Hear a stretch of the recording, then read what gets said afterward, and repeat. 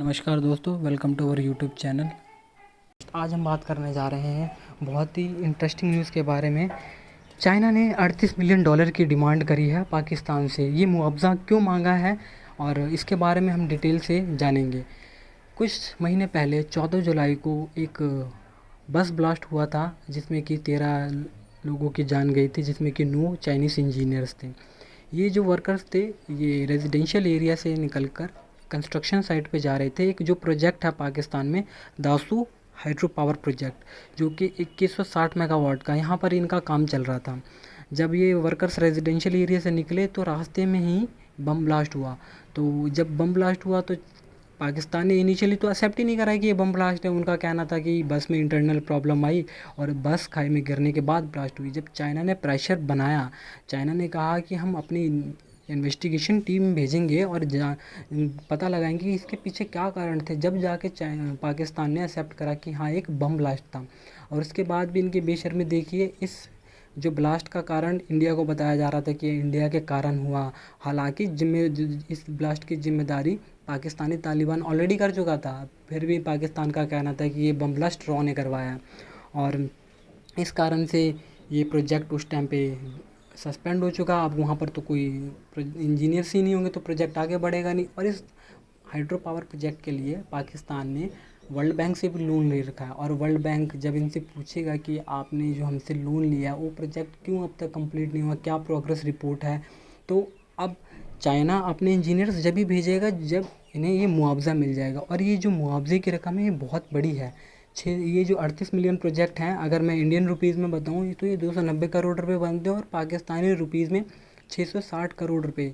अगर पाकिस्तान इतना बड़ा अमाउंट दे देता है तो एक बेंचमार्क सेट हो जाएगा। और ऐसा नहीं है कि इकलौता आखिरी इंसिडेंट हुआ है पाकिस्तान में, ऐसे कई इंसिडेंट हो सकते हैं। क्योंकि जिस हिसाब से पाकिस्तान की सिचुएशन है, यहाँ पर जितने टेररिज्म फलता फूलता है, और ये एक कॉमन सी बात है कि ऐसे इंसिडेंट फ्यूचर में भी हो सकते हैं। तो इतना बड़ा बेंचमार्क सेट करने के बाद अगले टाइम पे इंसिडेंट में सपोज़ करो कि हाइपोथेटिकल सिचुएशन में 30 लोग मर गए, 40 लोग मर गए, तो ये तो पता नहीं हज़ार करोड़ रुपए डिमांड कर लेंगे चाइना वाले। और ये पाकिस्तान के लिए इतना बड़ा अमाउंट देना बहुत ही मुश्किल है। ऐसा आपने एक कहावत सुनी होगी, गरीबी में आटा गीला। एक तो पाकिस्तान की इकोनॉमिक कंडीशन इतनी ख़राब है कि इन्हें आईएमएफ के बेल आउट पैकेज पे ये लोग सर्वाइव कर रहे हैं। और इस आईएमएफ के जो बेल आउट पैकेज में क्या होता है, जैसे हमारे देश में अपना बजट बनता है तो गवर्नमेंट डिसाइड करती है कि हमको किस एरिया में पैसा इन्वेस्ट करना है, ज़्यादा खर्च करना है, जैसे कि डिफेंस में, एजुकेशन पे, हेल्थ पे, बट और टैक्सेस कितना लेने हैं। बट जब आप आईएमएफ के बेल आउट पैकेज पे जब रहते हो ना, तब ये सारा का सारा बजट आईएमएफ के द्वारा डिसाइड करा जाता है कि आपको इलेक्ट्रिसिटी बिल कितना ज़्यादा बढ़ाना है, कितने आपको टैक्स लेने हैं, आप कहाँ पैसा ज़्यादा खर्च कर सकते हो, कहाँ नहीं कर सकते। तो इस पैकेज में आप 660 करोड़ रुपए कैसे मांगोगे? ये बजट भी जब आपके आईएमएफ द्वारा डिसाइड हो रहा है। तो ये काफ़ी एक ट्रबलसम न्यूज़ है पाकिस्तान के लिए। और पाकिस्तान इस बारे में चाइना से बात कर रहा है कि ये जो मुआवजे की रकम है इसे कम से कम करी जाए ताकि ये इनके लिए ईजी हो पे करना है। और ये चाइना बहुत ही क्लेवर कंट्री है, इन्हें पता है कि इस मामले में तो मैं कहूँगा कि हाँ, जो चाइना के लोगों की जान गई है इनको बिल्कुल मुआवजा बनता है।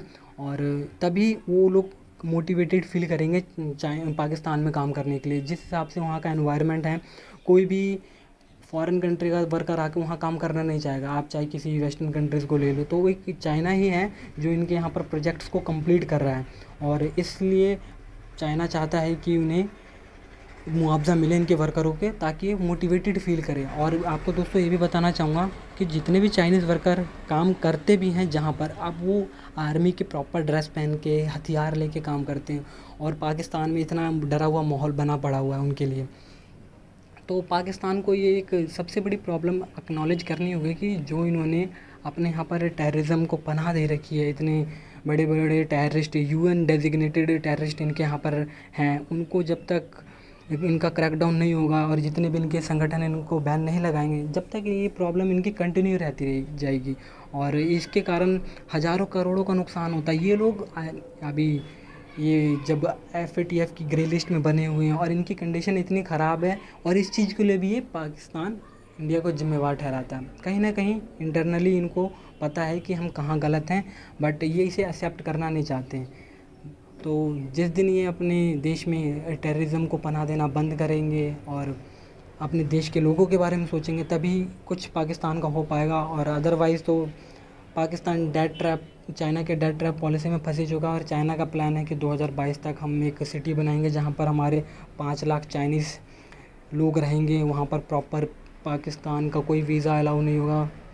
वहाँ पर पाकिस्तानी लोगों को आने के लिए परमिशन लेनी पड़ेगी, चाइना का वहाँ वीज़ा चलेगा, करेंसी चलेगी। ऐसा ही शहर एक अभी श्रीलंका में बन रहा है रिसेंटली, उन्होंने ये इस चीज़ को अलाउ कर दिया है। तो ये एक नए टाइप का कॉलोनियलिज्म है जहाँ पर ये गुलाम बन रहे हैं। इनको ये नहीं पता, इनका शॉर्ट जो विज़न है काफ़ी शॉर्ट टर्म है।